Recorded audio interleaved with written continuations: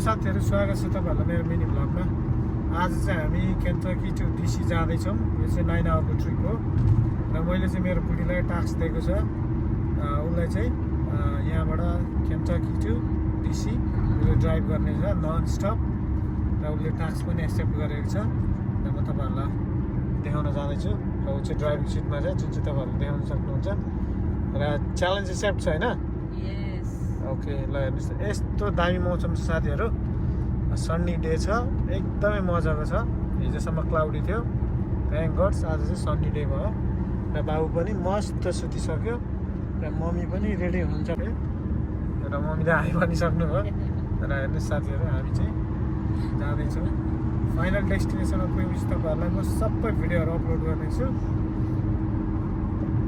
एकदमै राम्रो मौसम छ साथीहरू। भ्याकेसनमा जाँदैछु साथी। डिसीमा व्हाइट हाउस हेर्छौँ र होपफुली ट्रम्पलाई भेट्ने कोसिस गर्दैछौँ टाढोबाट। ल हेर्नुहोस् त साथीहरू यो भ्यू हेर्नुहोस् यस्तो दामी छ। ल एकदमै राम्रो भ्यू छ साथीहरू।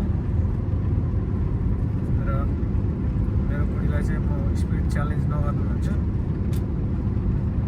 ल हेर्नुहोस् साथीहरू एकदमै मजाको भ्यू छ। वा ब्युटिफुल भ्यू क्या।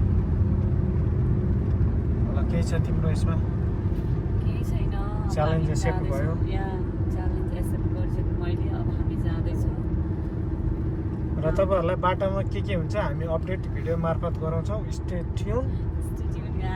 Thank you for support, thank you for watching. गर्दाखेरि यसो केयरफुल हुनुपर्छ, त्यही भएर मैले केही बोल्दिनँ। अहिले म कतै हामी रेस्ट एरियामा बस्ने बेला तपाईँहरूलाई सबै अपडेट दिन्छौँ साथीहरू। ल bye for now, thank you for support.